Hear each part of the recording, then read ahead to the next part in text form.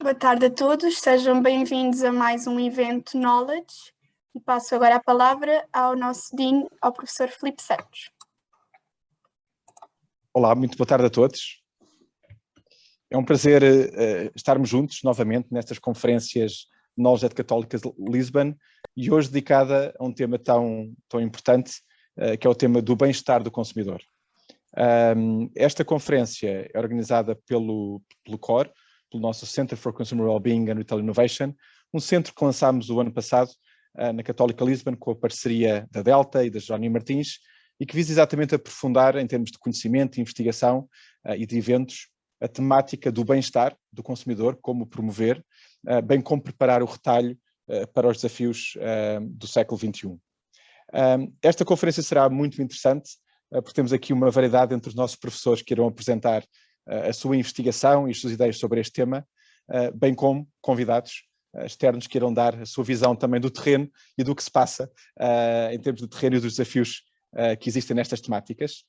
E para moderar esta conversa e conferência, deixo com a professora Maria Estarreja, nossa diretora de marketing e também diretora do CORE, e que irá apresentar os nossos oradores e dar também algumas novidades sobre as atividades que o CORE irá desenvolver nos próximos meses.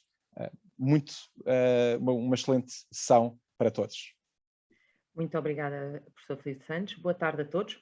Cabe-me a honra e o gosto de fazer o enquadramento dos temas que hoje vão ser desenvolvidos pelos nossos ilustres oradores, assim como lançar uma nova iniciativa do CORE, de que muito nos orgulhamos e que hoje faremos aqui o nosso lançamento. E, portanto, para fazer este enquadramento, nós sabemos que o bem-estar, conjuntamente com a inovação no retalho, são os temas centrais do CORE.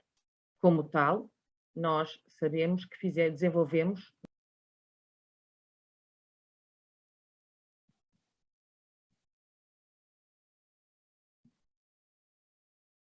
Acho que perdemos de repente a Maria.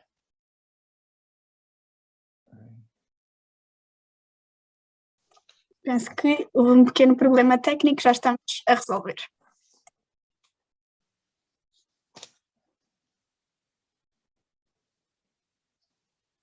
Sempre o compasso de espera embaraçante em Zoom quando as coisas correm mal, não é? Tecnicamente.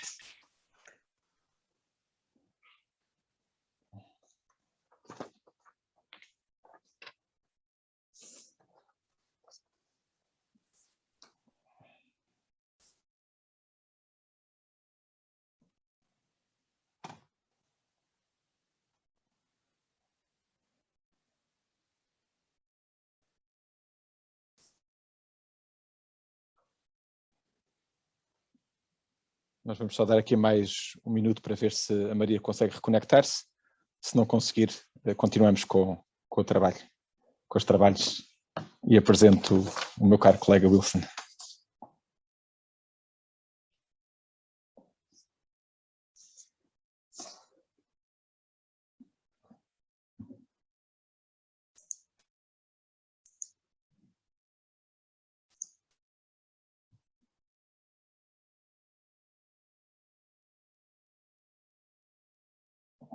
Olá Maria, bem-vinda de volta. Estás em mute.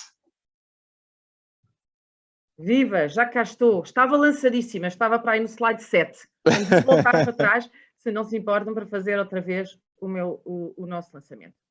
Então, estava a dizer que sabemos que a pandemia teve efeitos marcantes no bem-estar de todos, em todas as suas vertentes ou dimensões. Tentámos compreender o que é mais relevante para o consumidor. Ou seja, tentámos perceber o que é que o consumidor, dentro das suas 8 vertentes, mais valoriza. Tentámos perceber, dentro da vertente emocional, física, social, financeira, ambiental, ocupacional, espiritual ou intelectual, valoriza como prioritário. E aquilo que nós percebemos foi que a dimensão emocional ou a vertente emocional é prioritária para quase metade da população, assim como seguida da física e da financeira. Esta dimensão emocional não só é prioritária para a população, mas também ocupa para 80% das pessoas o pódio entre a primeira, a segunda e a terceira prioridade. Já as dimensões ambientais e sociais são as menos consideradas como prioridade principal, sendo a espiritual a que mais vezes é referida como a última prioridade. Maria, posso só interromper-te só uma nota? Como tu caiu a ligação, se calhar não estamos a perceber o enquadramento do estudo. Isto foi um estudo que o COR desenvolveu, é uma amostra da população portuguesa, certo? É uma amostra da população portuguesa para cerca de 1000 participantes entre os 18 e os 75 anos, para abordar o bem-estar e também a inovação do retalho, que hoje não vamos aqui abordar. Vamos aqui abordar mais o bem-estar em todas as suas vertentes, assim como o consumo e produção sustentável. Muito bem, é que tu caíste logo no primeiro slide e era só para garantir que daqui o flow. Ainda bem. Então, também tentámos compreender quanto é que os consumidores estão dispostos a pagar a mais pela sustentabilidade. E vimos que cerca de 1/3 da população está apenas disponível para investir até 10% do seu rendimento na promoção do bem-estar. E temos mais de 40% da população disponível para investir entre 10% e 30%, sendo que mais de 40%, apenas 18% da população está disponível para investir. Portanto, tentámos também compreender quanto estão os consumidores dispostos a pagar a mais pela sustentabilidade, que prémios estão dispostos a pagar a mais pela sustentabilidade. E vimos que, em média, os consumidores afirmam estar dispostos a pagar cerca de 15% por uma produção sustentável. E que os bens alimentares são a categoria onde os consumidores estão dispostos a pagar mais por essa sustentabilidade, assim como a seguidos pelos eletrodomésticos, turismo, restauração e lazer. Os participantes afirmaram estarem menos dispostos a pagar, ou dispostos a pagarem menos de premium pela produção sustentável, nas categorias como ótica, carteiras e acessórios, orivesaria e bijuteria. Portanto, vivemos claramente num mundo onde os consumidores não querem somente uma solução. Eles querem que as empresas e as marcas se preocupem.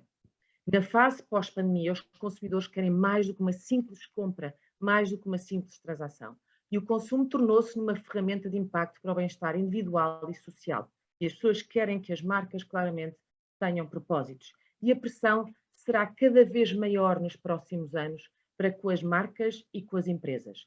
Será necessário um esforço acrescido que vá ao encontro das várias dimensões do bem-estar de um consumidor cada vez mais exigente, informado, conectado e que quer cada vez mais.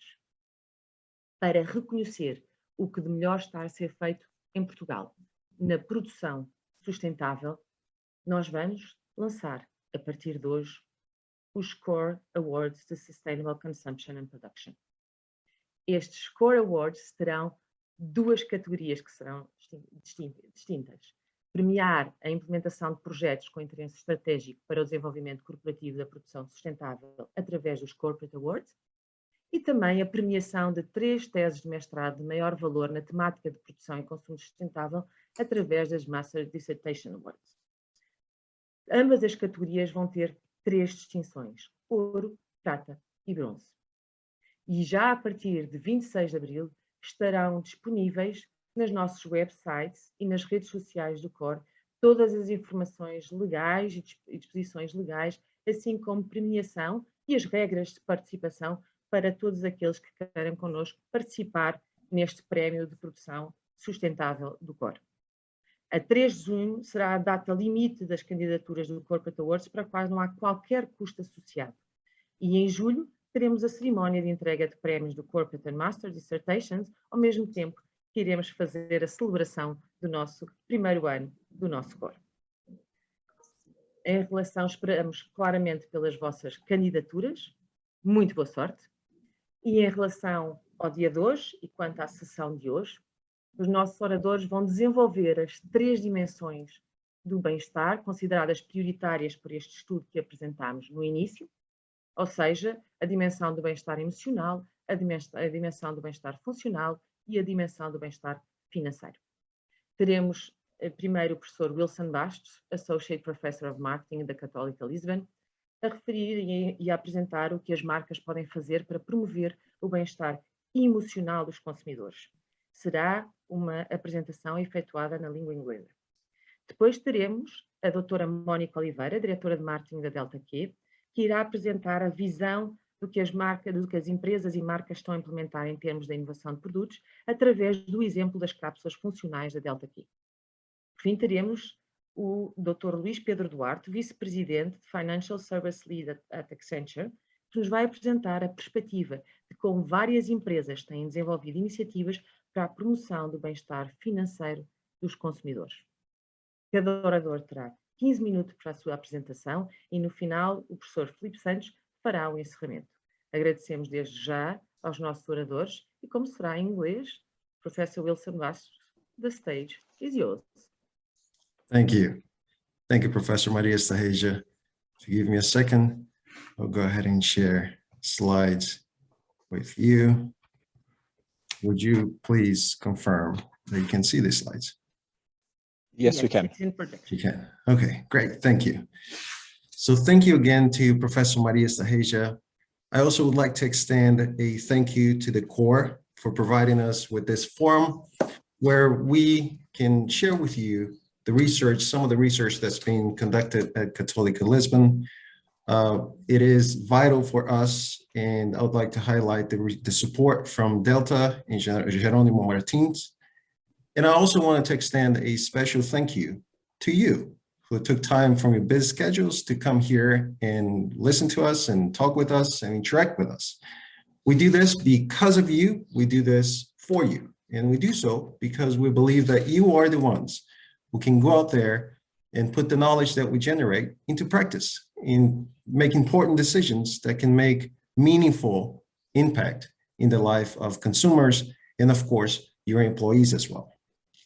If we listen to what Professor Maria Estaheja told us, people are telling us that their mental health, that their emotional health is really at the top of the list in terms of what their priorities in life are right now.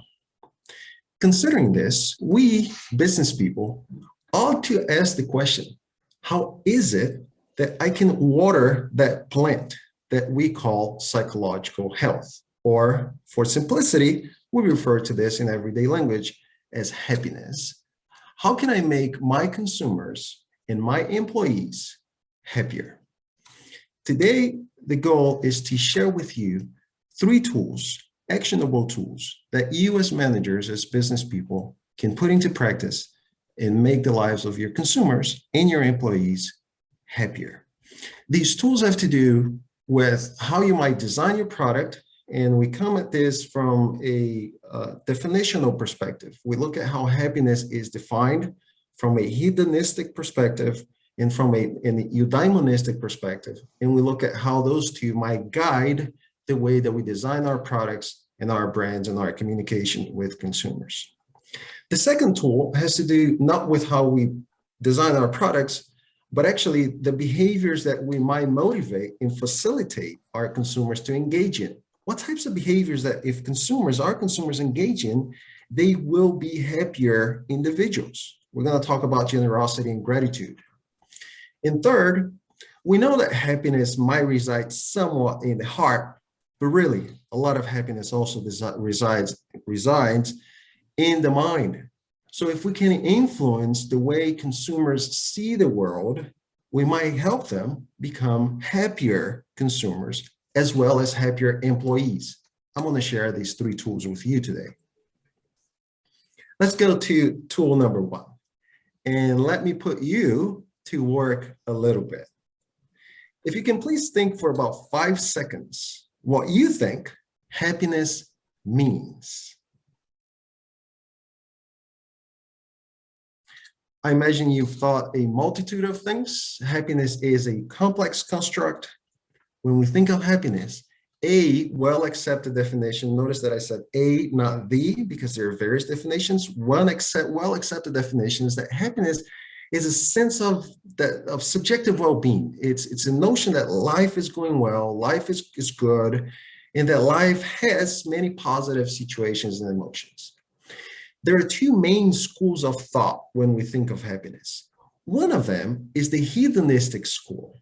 And I know this is a little bit philosophical. We're going to get into the more practical part of this when we get through the philosophical one. So there's this notion of that happiness comes from having more pleasure in life and less pain in life. You can even think of this as a mathematical form.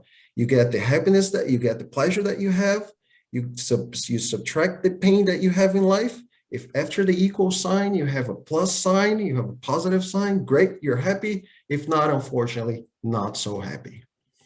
The other definition of happiness comes from eudaimonism.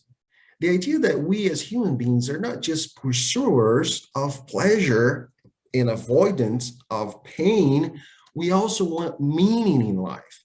The notion that we want self-realization. We want to invest our capacities and our abilities to grow and develop.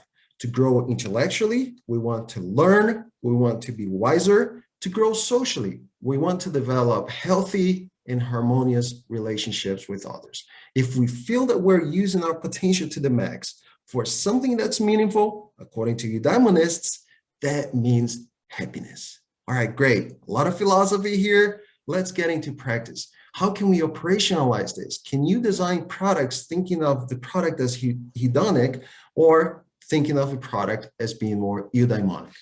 I'm going to go into one example to illustrate this point to you. We can think of cruise lines, for example. I speak of this with some level of certainty that if I asked you to think about what comes to mind in terms of what people do when they are in a cruise ship, I'm pretty certain that you would probably picture people maybe sunbathing, maybe dancing, listening to music, watching concerts, maybe eating, getting a massage. Yes, cruise lines were originally designed with hedonism in mind. They're about the five senses and getting pleasure into the five senses. Carnival understands this, not only the way that they design the product or the experience, if you want to think of it that way, but also the way that they design their brand, their logo. Look at this. They say Carnival, fun for all. All that they do is for fun. This is about pleasure. Look at the mixture of colors that they use here and how they arrange the colors. The colors are sort of dancing, moving from one to the other. There's switching of color. This is supposed to be playful. Not only that, the tagline is all in caps. We're yelling here. We are allowed to. This is freedom, playful, pleasure, color. Now, can you design a cruise line that is not hedonic, but in fact, eudaimonic? It's about meaning, growth, learning. Yes, you can. In fact, Carnival itself acquired in another cruise line called Fathom, if I'm pronouncing this correctly, and you don't see anything about fun here, you see impact. The reason is, if you go into one of these ships, you're not going to spend much of your time eating, dancing, and getting a massage. You're actually going to spend a substantial amount of time learning. Learning what? New skills. Like what? Like learning how to build new houses or to rebuild houses. But what is that for? These ships, they don't go to Disneyland. They go to countries that are prone to natural disasters, such that when they land, people leave the ship after having learned some new skills, having grown in terms of their intellect and skills. They leave the ship and they go build houses that were previously destroyed by natural disasters. They want to do good not only to themselves, but to other people. This is about purpose, intention, and meaning. So there we have it. Our tool number one really draws on these two perspectives of hedonism and eudaimonism to help us shape and think about, give us a framework on how to design and communicate through our brand, logo, and so on about these two ways to advance happiness in consumers. I do not mean that either way is a better way. In fact, research shows that eudaimonism and hedonism are similarly good in advancing consumer happiness. Let's now move to our tool number two. And we might think about where our happiness comes from. What determines whether you and I are happy people or not? There is plenty of research on this, and a lot of the research falls in these four categories. Part of our happiness comes from our genetics, what our mom and dad gave to us. And really, I mean, we know how to change genes to make people healthier, physically healthier in life, but we don't quite know how to change genes, at least yet, to make people happier in life later on. So we have little control of our genes in terms of our psychological health. Personality traits, are you an extrovert, introvert? What is your self-esteem, high, low? Those also seem to have an impact on our happiness. Life circumstances, are you married, single, how much you make? Are you healthy? Those things also seem to have a level of influence on our happiness. But as you can see, these three factors, we don't have much control over them. We as managers, or if you want to think of marketing managers, or any type of manager really. But we do have control. We can influence what our consumers and our employees do. So let's focus on the behavioral factors here. I want to discuss with you two types of behaviors that have been shown to be potential influencers of happiness. One of them is the expression of gratitude. When we express gratitude, two things happen.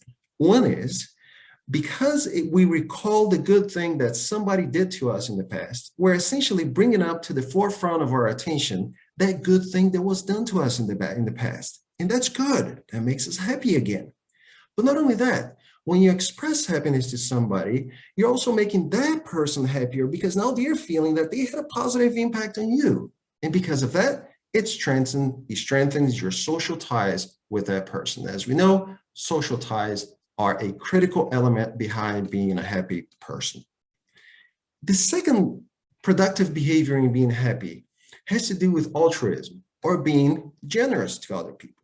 Some researchers done and colleagues, what they did was they gave $5 to some people, $20 to other group of people, and they instructed these people to either spend the money on themselves or on somebody else. So you go out into the real world, you buy a cup of coffee for yourself, or you buy a cup of coffee for somebody else. At the end of the day, they measure everybody's happiness. What do they find? Maybe contrary to some of our intuition, they find that, yes, spending money on ourselves makes us happier. I mean, most of us would intuit that way.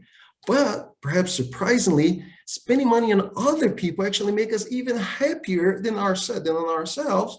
And it doesn't seem to matter how much money you spend, whether $5 or $20. We don't know if you extrapolate to other levels of money, amounts of money, but in terms of the research, this is what it shows. The amount of money doesn't quite matter, but it seems that spending on others, being generous, makes you happier than spending on yourself. Now, you might ask that question again. All right, great.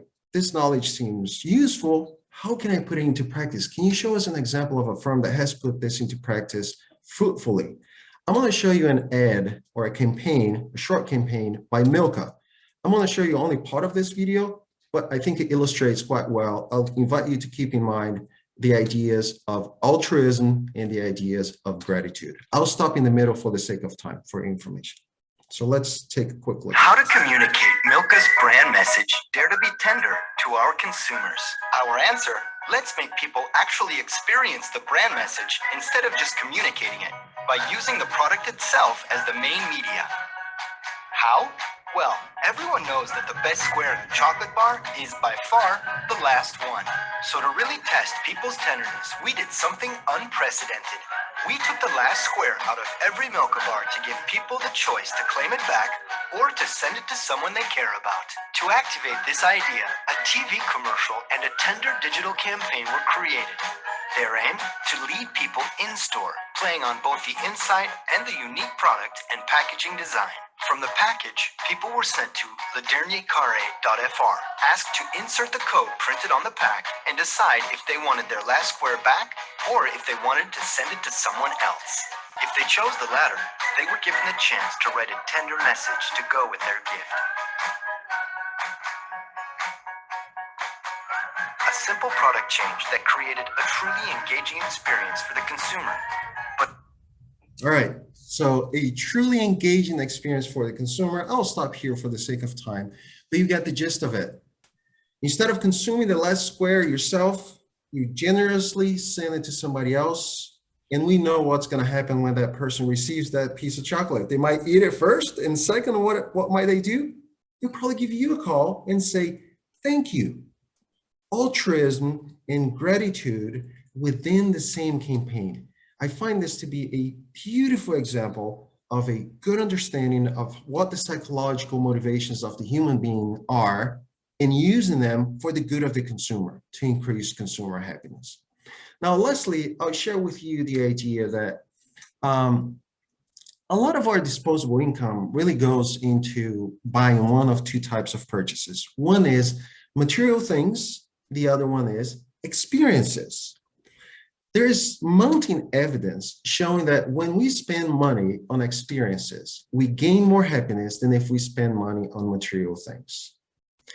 Now, the interesting thing here is, and this is the implication for managers, is that really a lot of the purchases might fall into the very extreme of material things, like a fire extinguisher or a clock. Yeah, these are material things. They're tangible and concrete. Some of the purchases are actually pure experiences, but a lot of the purchases that we make are sort of in the middle, such that you can advertise a TV to a person focusing on the tangible aspects of the TV, or it can focus on the experiences that the consumer might have.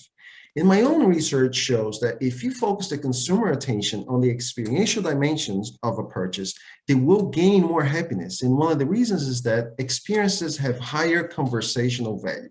We tend to interact more and share more and engage more in word of mouth about our experiences than we do about our objects. Okay, great. Consumers gain more happiness from experiences.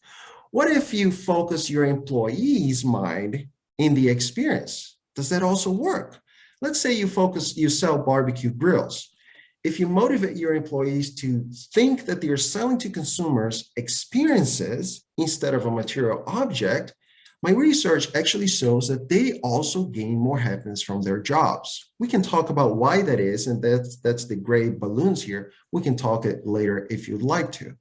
And I'd like to give you a little extra, that the framing idea of experiential versus material purchases also makes consumers more accepting of a higher price. So if you focus people on the experiential aspects of what they buy, they're more willing to accept a higher price, which means to you, more flexibility in your pricing initiatives. So here we have our tool number 3, and we have the 3 tools. One focusing on design of the product, the other on behaviors you can motivate your consumers to engage in, and lastly, the influences you can have on how your consumers think in terms of how they see the products that they buy from you. And with this, I'll say a happy thank you.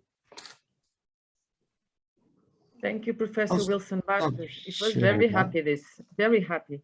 And for sure, 3 excelentes ferramentas para aumentar a felicidade dos consumidores e claramente nós vamos todos mais felizes para casa depois disso. Muito obrigada. Agora, para nos falar e dar uma ideia de uma visão do que as empresas estão a implementar em termos de inovação de produtos, com o exemplo das cápsulas funcionais da Delta Q, temos a doutora Mónica Oliveira, diretora de marketing da Delta Q. Bem-vinda. Obrigada, muito obrigada, professora Maria. Muito obrigada pelo convite e pela oportunidade de estar aqui a representar a Delta Q e a partilhar também aqui um projeto tão desafiante, mas que também ficámos muito felizes a fazê-lo. Portanto, é para nós também um momento de partilha muito importante podermos estar aqui. Eu vou também... Nossa, obrigada. Obrigada. Vou também partilhar aqui uma apresentação que partilhei e que de alguma forma ajuda aqui a sistematizar um bocadinho e a trazer aqui alguns insights.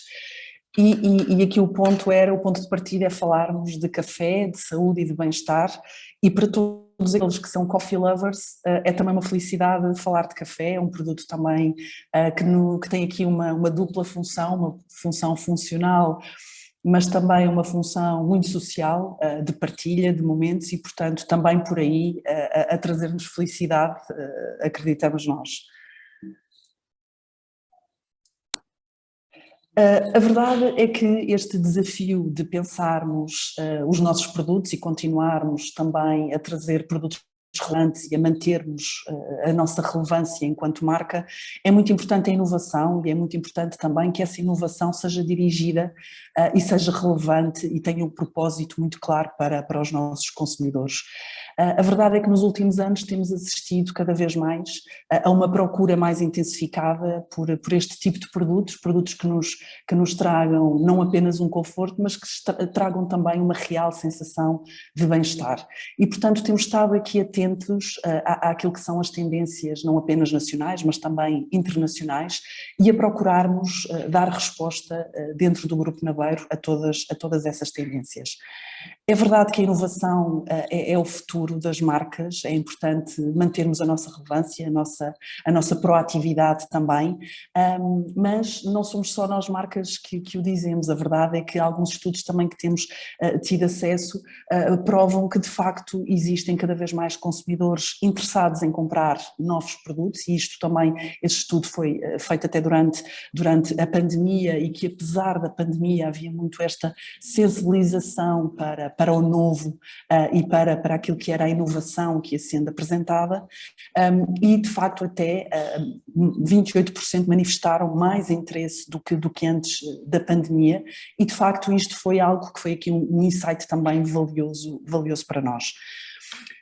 E aqui, do ponto de vista de tendências de consumo, nós assistimos aqui a duas grandes tendências. Por um lado, esta mindful living, onde temos aqui algumas tendências que vieram para ficar do ponto de vista do consumo de produtos de origem vegan, da preocupação com a saúde e bem-estar, a sustentabilidade também do ponto de vista ambiental, mas também não nos esquecermos deste lado mais indulgente, ou seja, de que também temos que procurar prazer naquilo que são os produtos que consumimos, e que eles também nos tragam este lado de prazer e de conforto também.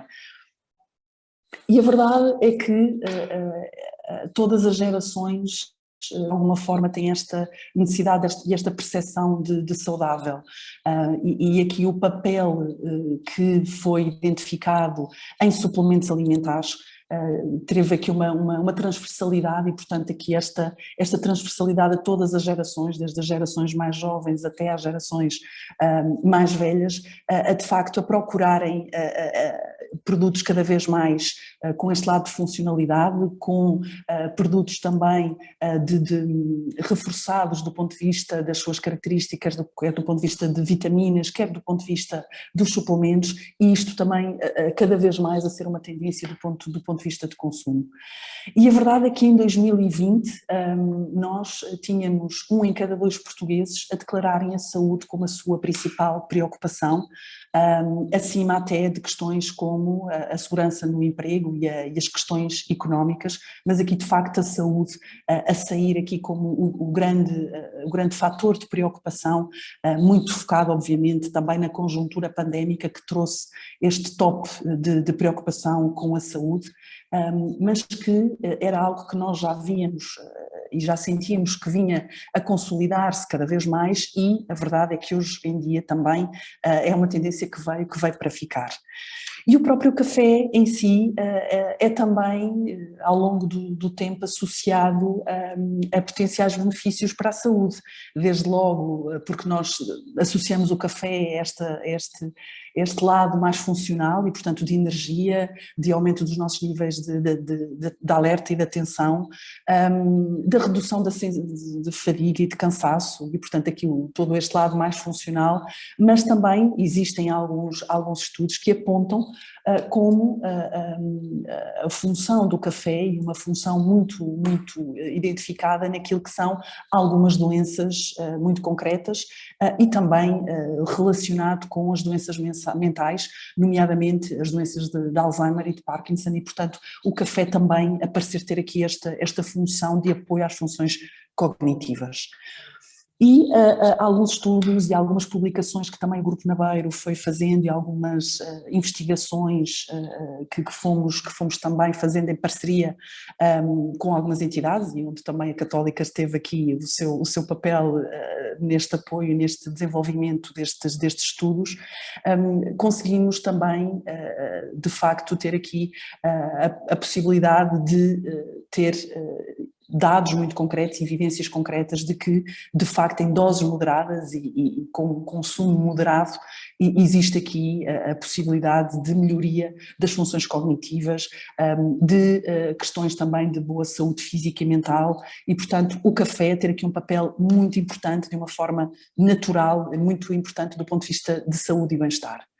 E o nosso insight, o nosso desafio partiu muito de pensarmos como é que poderíamos, de alguma forma, num produto que está tão associado aos nossos rituais de consumo diários, sejam eles rituais mais associados a um lado mais indulgente, a um lado mais funcional, como é que poderíamos endereçar este desafio e, de facto, tornar o café ainda mais benéfico para a saúde e de facto decidimos pela categoria de cápsulas, porque é a categoria com mais penetração a nível de lares em Portugal e de facto a ter aqui também um universo bastante interessante e um potencial bastante interessante também do ponto de vista de marca.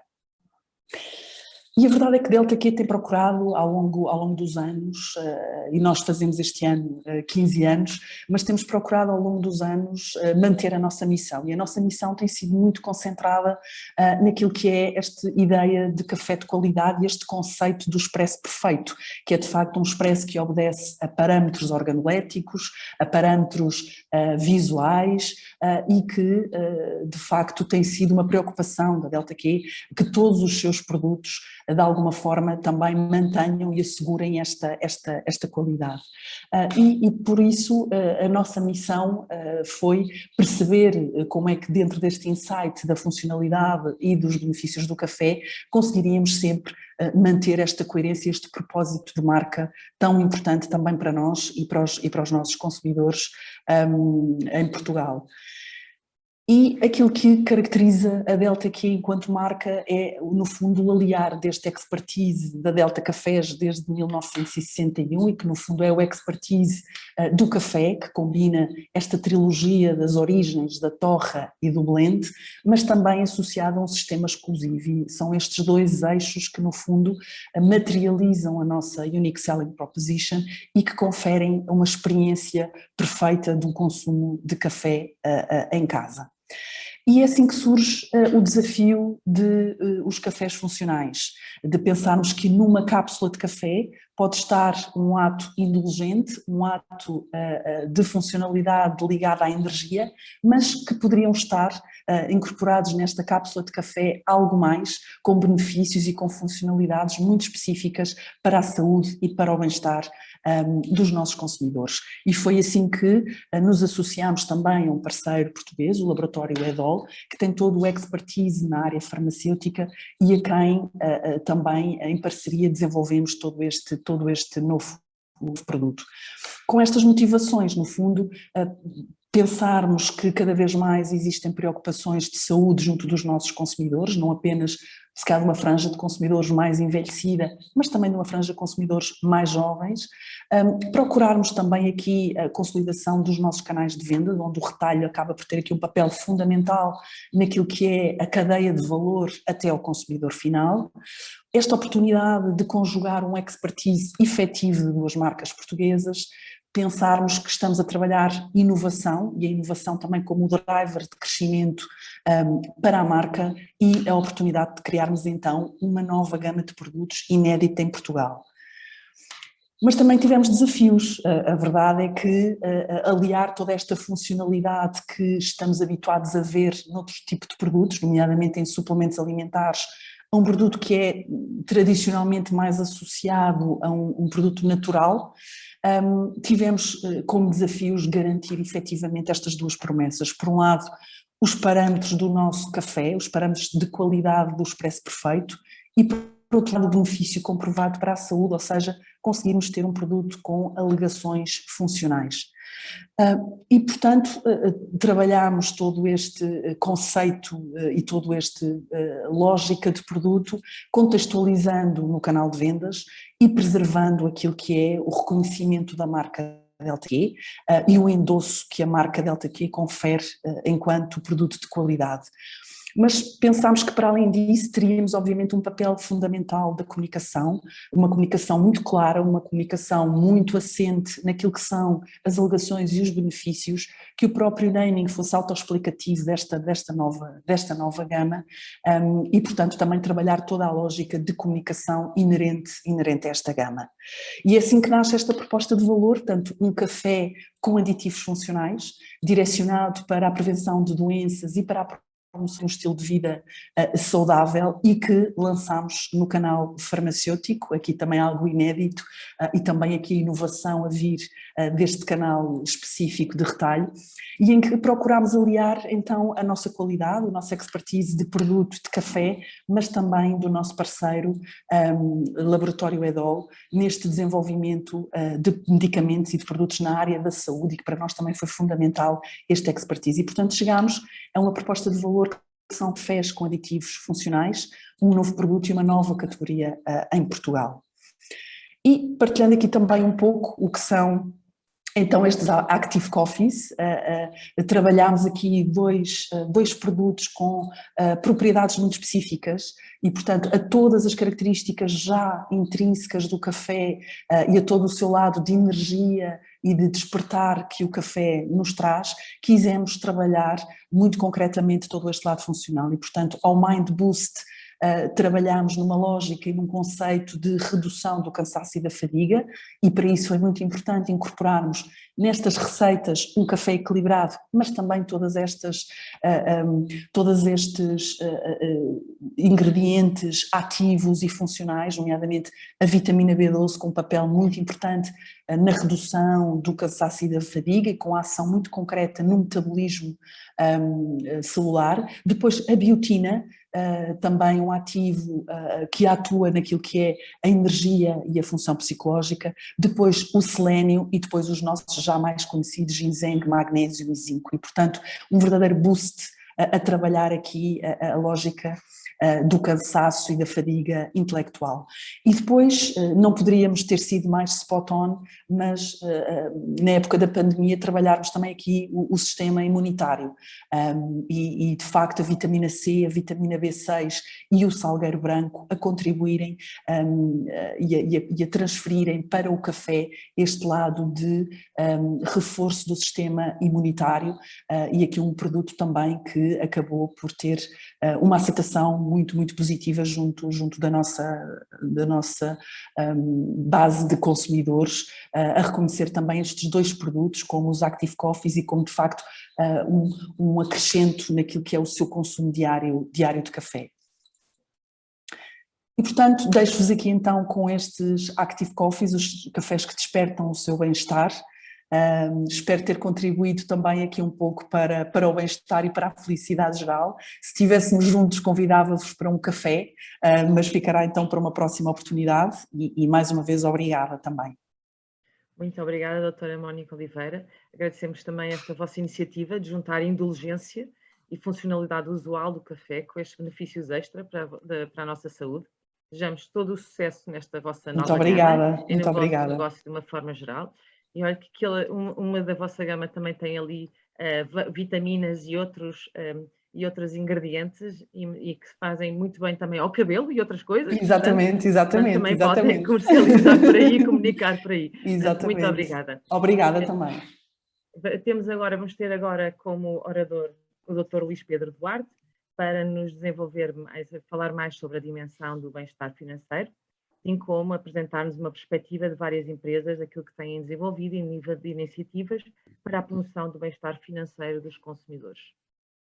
Dr. Luís Pedro Duarte. Muito bem, muito obrigado à Universidade Católica, ao professor Filipe Santos e à professora Marista Reja por este convite. É um gosto de estar aqui convosco. Eu acho de facto que estes eventos têm de passar a ser presenciais porque nós agora ficamos cheios de vontade de beber café e nesta altura não há possibilidade de beber café, quer dizer, cada um poderá pelos seus meios, mas parece quase um pouco desequilibrado depois destas apresentações. Fica uma promessa, é verdade. Uma sobre felicidade e depois do café, e depois eu fico aqui num papel muito difícil, que é, sou o último, não tenho café, e tenho um discurso muito menos elaborado sobre felicidade. Portanto, o desafio para mim está maior. De qualquer das formas, vou tentar compensar. A primeira coisa é não vou ter slides e, portanto, vou partilhar com vocês algumas das ideias que nós temos vindo a estudar, em particular, porque é um tema também de retalho, quando nós falamos nos serviços financeiros e no bem-estar financeiro, é muito curioso porque há vários estudos que demonstram isso. Este, o vosso, desde logo, e também parabéns pelo estudo. Esta nota é importante. As universidades têm este papel fundamental de criar este nível também de educação, não só obviamente sobre os alunos, mas sobre a população. Em Portugal usam-se poucos números para ter opiniões sustentadas e é fundamental também criar este hábito e esta cultura de termos estudos e termos números que nos permitam ter opiniões, como digo, mais sustentadas e mais sólidas. E, portanto, também parabéns, neste caso, pelo vosso estudo e obrigado pela partilha que nos estão a dar também aqui a oportunidade de ter. É muito interessante porque a parte do bem-estar financeiro tem diminuído do ponto de vista de preocupações. Eu acho que não é neutro o tema, obviamente, da pandemia. Isso foi muito estudado, todo o bem-estar emocional que, enfim, o vosso estudo nesse aspecto é completamente esmagador, não é? Porque, eu vou ver para não errar no número, 45,1% diz que é a prioridade na sua vida, portanto 41%, portanto, isto é tipo esmagador face às outras prioridades e, portanto, é inequívoco aqui e se muitos achávamos e tínhamos esta ideia do ponto de vista empírico, aqui também ficam números que demonstram inequivocamente a importância do tema do bem-estar emocional. A Mónica também partilhou alguns números, enfim, a parte eu agora vou aqui generalizar, do bem-estar financeiro tem aparentemente perdido a prioridade. Eu penso que isto é não só um tema de conjuntura, o tema do conflito militar que nós assistimos na Europa, eu acho que também contribui ao ponto anterior, já agora, e depois há também aqui, penso eu, uma questão um pouco geracional, que é as novas gerações mais recentes têm vindo a relegar para um plano de menor prioridade o tema do bem-estar financeiro. Isto tem que nos levar automaticamente do ponto de vista de retalho, do ponto de vista do que é que as empresas estão a fazer sobre o bem-estar financeiro dos seus consumidores, tem que nos levar automaticamente, desde logo, para aquilo que o setor bancário tem feito neste sentido e o que pode fazer ainda mais. E aquilo que nós achamos, e temos estudado isso, e temos naturalmente tido muitas conversas já com os bancos, também com as seguradoras, mas muito com os bancos, que é o progresso que ainda pode existir do ponto de vista da influência que os serviços financeiros e a banca pode ter neste tema. Desde logo, e para relacionar os dois assuntos com o primeiro ponto do vosso estudo, todo o tema da sustentabilidade, que é muito visto, enfim, também já foi tocado aqui, mas é sempre muito visto pelo prisma ambiental. A sigla do ESG tem um tema fundamental, que é a questão social. E nós temos que ver o tema da sustentabilidade muito, e cada vez mais, eu diria, na vertente social. É antes da pandemia, mas também é agora. Não há memória de haver uma quantidade de stock de cash no mundo tão grande. Nunca foi produzida tanta riqueza no mundo. Eventualmente não conseguimos equilibrar o nível de distribuição dessa riqueza. E obviamente isto completamente fora enfim, infelizmente do conflito militar que se vive na Europa, mas enquanto persistirem desequilíbrios sociais, vai ser muito difícil nós termos um mundo sustentável do ponto de vista ecológico e do ponto de vista ambiental.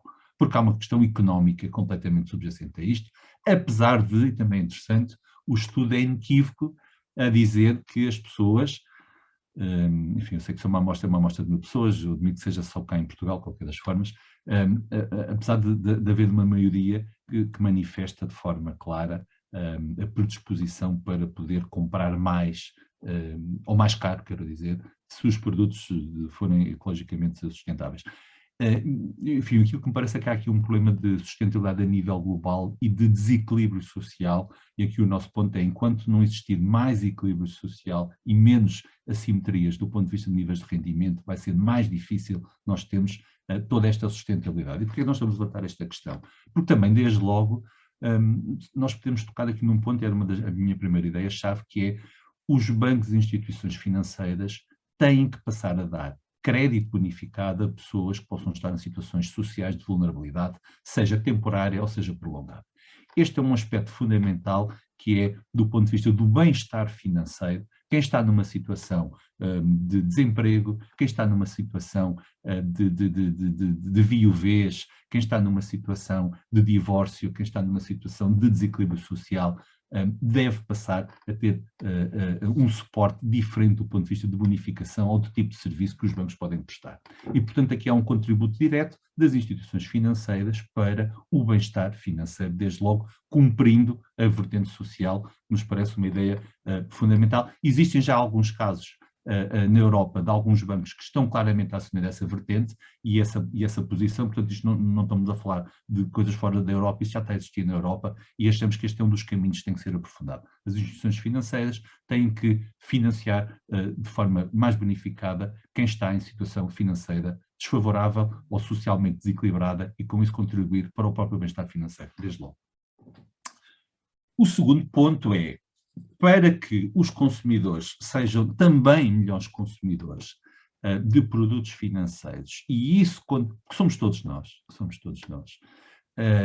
o nível, cá em Portugal e na Europa, nomeadamente o nível de bancarização é altíssimo, praticamente, enfim, todas as pessoas têm conta bancária, a maior parte das pessoas tem mais do que uma conta bancária, e portanto isso é como os telemóveis, faz de nós, desde logo, consumidores, obviamente com níveis de intensidade e diversidade diferentes. Mas nós, enquanto consumidores financeiros, temos um tema que não está completamente endereçado, que tem a ver com o tema da literacia. Portanto, este é um segundo ponto, que é, nós só seremos mais felizes do ponto de vista financeiro se também formos mais educados, leia-se informados neste caso, mas se também formos mais exigentes com as empresas, com os retalhistas neste caso ou não, que nos proporcionam essa mesma informação. Eu não estou a pôr isto do ponto de vista ético, estou a pôr isto do ponto de vista da exigência, da literacia que tem que ser promovida por quem vende também e serve os clientes, e é muito interessante nós vermos, isto é muito evidente em bancos que já surgiram, como se diz, digital native, nomeadamente, que têm os chamados PFMs, os Personal Financial Managers, muitas vezes são robôs, mas cuja única intenção é esclarecer e ter uma linha que preste informação da forma mais fácil possível para que toda a gente entenda muito bem o que é que está a acontecer. Não sei se alguém me queria interromper ou não. Pronto, portanto, o tema da literacia é um tema que é fundamental, tem que ser de parte a parte, e já existem modelos de negócio, nomeadamente de bancos digitais, onde já é muito fácil, já é muito mais evidente essa preocupação de haver uma informação muito mais esclarecida, de ser muito mais fácil entender o que é que está a transacionar. Porque o que é facto é que nós notamos é que, em termos médios, independentemente muitas vezes dos níveis de formação das pessoas, continua a existir, e a palavra adequada é literacia, não é ignorância necessariamente, mas é muito pouca literacia sobre a sua relação com o mundo financeiro. Nós achamos que as escolas, tal como têm tido a preocupação de introduzir línguas estrangeiras, nomeadamente o inglês, ou agora linguagens tecnológicas, como linguagens de programação, é o segundo tipo de linguagem que tem sido falado, tem que passar a haver um terceiro nível, que é da informação financeira e literacia financeira, que é fundamental para nós sermos todos mais exigentes, para que as relações entre as empresas que vendem produtos financeiros e os consumidores sejam mais transparentes e, com isso, exista mais felicidade ao nível da componente financeira das pessoas. Dou-vos outro exemplo, felizmente alguns bancos também já começam a disponibilizar pequenas aplicações onde as pessoas podem gerir as suas finanças pessoais.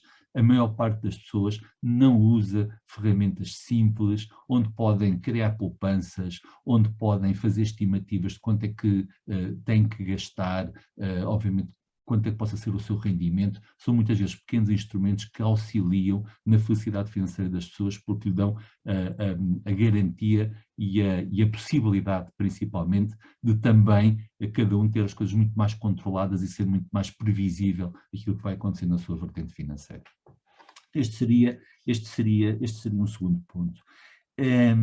Há depois aqui um terceiro ponto que é, e nós, enfim, eu vou voltar à Delta porque foi o ponto anterior, mas estar aqui a falar de outras empresas. As preocupações que as empresas de consumer goods têm, nomeadamente consumer goods, têm, quer seja retalho especializado, quer seja food ou não food, têm em incorporar na sua produção componentes que sejam ambientalmente mais responsáveis e que contribuam menos para a pegada de carbono, as instituições financeiras o que podem fazer não é tanto muitas vezes pelos serviços que prestam em si mesmo, ainda que é verdade que cada vez mais continua a existir diferenciação, por exemplo, no crédito, no custo do crédito concedido a indústrias poluidoras versus empresas com preocupações ambientais, por exemplo, como julgo que sabem, é muito fácil ver, quem vai a um Google Finance pode clicar numa empresa que esteja cotada em Nova Iorque, na Bolsa de Nova Iorque,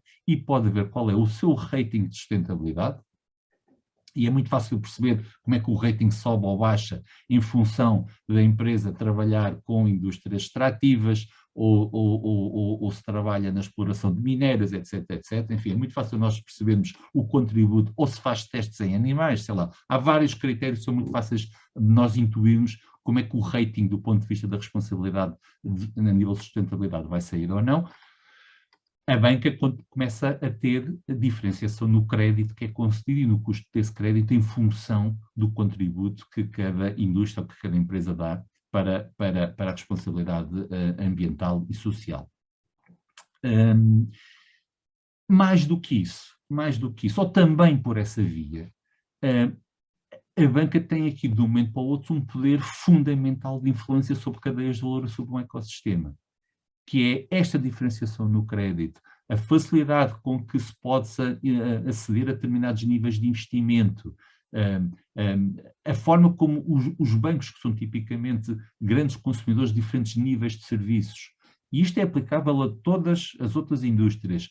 Cada empresa que compra a determinados fornecedores tem a responsabilidade de passar a pedir-lhes níveis de exigência de responsabilidade ambiental ou responsabilidade social, por exemplo. Estes são os ratings que cada vez existem mais, e aqui é um ponto que é fundamental, porque nós vemos isto muitas vezes na perspectiva do consumidor individual. Eu aqui chamava a atenção, introduzindo aqui esta variável da importância que o chamado mundo B, 2B, Business to Business, tem em contribuir para criar esta pressão. Porque são cadeias de valor que se influenciam. Portanto, a influência aqui é montante, pode ser completamente crítica para cada empresa que venda produtos finais ou serviços, influencie toda a cadeia de abastecimento que está subjacente, também em termos do rating ou da sua responsabilidade ambiental e social. E, portanto, a felicidade financeira, neste sentido, resulta daí. Não é necessariamente, ainda que há casos agora muito interessantes, há casos, enfim, em alguns casos de domínio mais simbólico, como calculam. Eu estava a ver um caso de um banco italiano que não emite cartões de plástico, emite cartões de madeira, mas também ao emitir cartões de madeira, automaticamente ele fornece ao cliente que abre conta uma árvore que pode ser plantada e depois monitoriza o crescimento dessa árvore e ainda contribui com créditos para o mercado de carbono. Portanto, quer dizer, é muito fácil nós criarmos aqui cadeias e ciclos virtuosos cada vez que potencialmente cada transação possa estar a criar algum desequilíbrio no ecossistema. Como eu digo, eu acho que isto são coisas que entram no domínio do simbólico, obviamente tendem a aumentar. Nós na Accenture somos muito claros, o tema da sustentabilidade, e a nossa CEO disse-o recentemente, a sustentabilidade para nós é o novo digital, claramente. Toda a transformação digital que nós assistimos nos últimos anos, eu acho que teve aqui um impacto muitíssimo positivo. Eu acho que definitivamente nós temos que entrar na componente da responsabilidade social e na responsabilidade ambiental, e esta vai ser, eu não tenho dúvida nenhuma, a grande vaga e a grande onda que nós vamos ter nos próximos tempos, infelizmente acelerado pelo tema da pandemia e do conflito militar que nós temos agora na Europa. Eu já estou quase a ter o tempo, não estou? Eu tinha aqui mais umas coisas para falar com vocês, mas é muito rápido, que é para ver se tinha deixado algum tempo, algum comentário adicional, alguma pergunta, que tem a ver com o seguinte, que é, tudo isto só funciona, como outras coisas na vida, se for medido. E aqui eu julgo que a tecnologia vai ter um papel fundamental para nós termos meios e formas de saber quem está a contribuir com o quê e de que forma. E enquanto nós não tivermos, nesta altura, meios mais, enfim, que eu entendo como natural, face a alguma imaturidade em que há algum ciclo de vida destes sistemas, enquanto nós não tivermos sistemas que meçam de forma mais regular, mais disseminado, e obviamente com o devido rigor, nós vamos precisar de medir muito estas coisas para saber exatamente quem está a contribuir, de que forma, com que nível de integração em termos de cadeia de valor, com que tipo de benefício para os consumidores finais, e é aqui que eu volto um bocadinho à nota que eu fiz anteriormente, que é o incentivo, e espero que o vosso estudo tenha mais réplicas, porque nós precisamos todos continuar informados para sermos exigentes e para contribuirmos para alimentar este ciclo virtuoso. Pronto, e-vos convidar para um café, se não fosse presencial no nome da Mónica, não sendo o caso, vou só agradecer este tempo e estar disponível para alguma pergunta. Obrigada, Dr. Luís Pedro Duarte.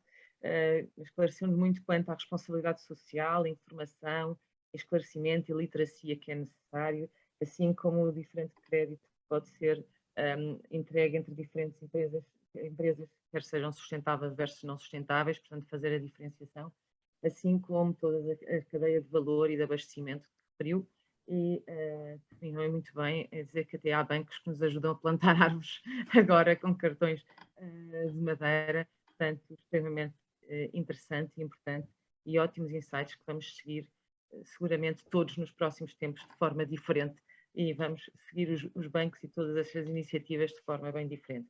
Muito obrigado por isso. E estudos sim, o COR fará sempre estudos de cada 6 meses, portanto teremos aqui mais estudos para partilhar em breve, esperemos. Agradeço mais uma vez a todos, foram apresentações absolutamente brilhantes, com ótimos insights, e passo a palavra ao professor Filipe Santos para o encerramento. Muito obrigada. Muito obrigado a todos, e serei muito breve. Gostei imenso, tenho a dizer-vos que gostei imenso desta conferência, pelos temas que foram tocados, pelas diferentes perspectivas. Sobressaiu aqui, de facto, a questão forte da saúde mental, do bem-estar emocional, como um dos temas que está na agenda, e concordo também na importância da sustentabilidade, em particular no ângulo social, que está a ser tão esquecido em termos de políticas, e há tão menos financiamento do que para o ângulo ambiental, e sabemos que é fundamental. Nós na Católica Lisbon vamos continuar a trabalhar a fundo estes temas. Deu-me também um enorme orgulho ver uma empresa nacional como a Delta a inovar tão bem e a lançar. Eu já estou com imensa vontade, nunca vi estes cafés na farmácia para farmácia, mas já estou com imensa vontade de experimentar, porque o tema de um boost mental acho que é muito útil para muitos de nós que estamos sobrecarregados de trabalho. E, portanto, nós vamos continuar a trabalhar a fundo estes temas, desde logo o Mental Health e o Emotional Wellbeing, com um projeto profundo que iremos lançar na Católica neste tema, e com um fórum que vai acontecer ainda antes do verão, e iremos enviar mais informação. O tema da sustentabilidade também é um tema que temos trabalhado muito a fundo, e o prémio que o COR irá desenvolver em termos de promover o Sustainable Production Consumption, quer exatamente realçar as inovações que estão a ser desenvolvidas nestas áreas. E se calhar o tema que eu fechava era 2 notas, acho que aprendemos todos uma palavra nova hoje, eudaimonismo, que o Wilson nos partilhou connosco, e eu pergunto-me se não está a haver uma tendência do hedonismo para o eudaimonismo, em particular nas novas gerações, e a procura do purpose, a procura do significado, parece apontar nesse sentido. Todos estes temas, no fundo, apesar de serem desafios para as empresas e para os consumidores, também são excelentes oportunidades para inovar, oportunidades para abrir novos mercados, novas categorias e para melhorar a marca. E, portanto, olhando para estas áreas como oportunidades fantásticas de negócios que promovam, digamos, também o bem-estar das empresas e dos consumidores, que é o papel que a Business School pode trazer também a estes temas, e a cruzar, de facto, o bem-estar empresarial e o bem-estar dos consumidores, e é nessas áreas que continuamos a trabalhar. Portanto, obrigado ao COR por nos lançar nestas temáticas, obrigado aos nossos oradores, à Mónica, ao Luís e ao Wilson, pelos insights que nos trouxeram exatamente este objetivo que queremos com estas novas conferences. Obrigado a todos por terem ficado aqui nesta hora a partilhar e a ouvir conhecimento, e bem-ajam a todos, e uma boa tarde e continuação de bom trabalho. Um abraço a todos. Obrigado, e agora podemos pôr em mute, professor. pôr em mute e agradecer aos nossos oradores, podemos pôr unmute a todos e dar uma palavra aos nossos oradores de agradecimento Obrigada. peço à organização. Obrigado. Obrigado. Boa tarde. Obrigada. Obrigado. Obrigada. Boa tarde. Então, um abraço a todos e obrigado. Obrigado.